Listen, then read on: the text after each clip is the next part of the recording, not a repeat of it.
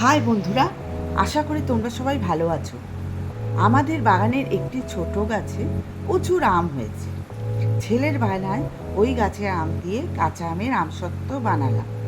সেই রেসিপিটাই তোমাদের সাথে শেয়ার করলাম। প্রথমে আমি কড়াইয়ের মধ্যে 1.5 বাটি চিনি দিয়ে ক্যারামেল তৈরি করে নিলাম। দেখবেন বন্ধুরা, গ্যাসটি যেন মিডিয়াম আছে থাকে, নইলে ক্যারামেলটি পুড়ে যেতে পারে। এই 1.5 বাটি চিনি সম্পূর্ণ ক্যারামেলে তৈরি না হওয়া পর্যন্ত অপেক্ষা করছি। দেখুন বন্ধুরা, চিনিটি আস্তে আস্তে গলতে শুরু করেছে। যতক্ষণ না চিনিটি পুরোপুরি বাদামি রং না হচ্ছে, ততক্ষণ খুন্তি দিয়ে এটিকে নাড়াতে থাকব। এরপর আমি এটি সম্পূর্ণ ক্যারামেলে তরলে তৈরি হওয়া পর্যন্ত অপেক্ষায় রইলাম। দেখুন বন্ধুরা, কি সুন্দরভাবে ক্যারামেলটি ফুটতে শুরু করেছে। এরপর সম্পূর্ণ ক্যারামেলটি তরলে পরিণত হয়ে গেছে। এরপর আগে থেকে যে 5টি আম সেদ্ধ করে রেখেছিলাম, সেটি এই কড়াইয়ে ঢেলে দিলাম। যতক্ষণ এটি ঘন না হচ্ছে, ততক্ষণ পর্যন্ত অনবরত নাড়াতে থাকব। এরপর এটিকে 7 থেকে 8 মিনিট নাড়ানোর পর এটি যখন ঘন হয়ে আসবে, আমি এটিকে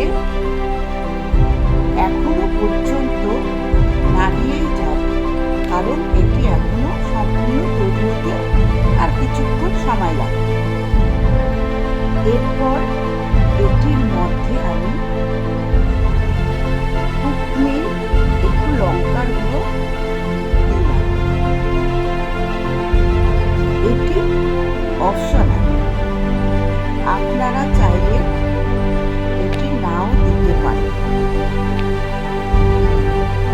এই যে কুকমিল লঙ্কার গুঁড়োটা সম্পূর্ণভাবে মিশিয়ে দিতে হবে। আমি আবার একটু টক ঝাল মিষ্টি পছন্দ করি, তাই আমি এটি দিলাম। এটি আপনারা নাও দিতে পারেন। দেখুন বন্ধুরা, এটি এখন সম্পূর্ণভাবে ঘন হয়ে এসেছে। এটিকে আরেকটু নাড়াচাড়া করে আমি গ্যাসের ফ্লেমটা বন্ধ করে দেব। এরপর আমি এটিকে আগে থাকতে তেল মাখানো একটি থালায় ঢেলে দিলাম।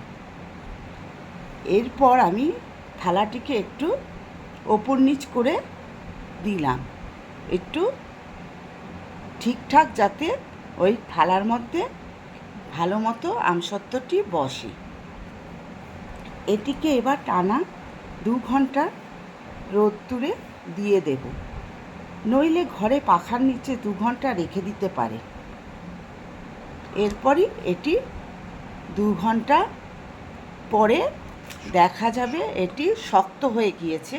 আমার বানানো এই কাঁচা আমের আমসত্ত্বটি সম্পূর্ণভাবে ready. Please subscribe our channel and press the bell icon.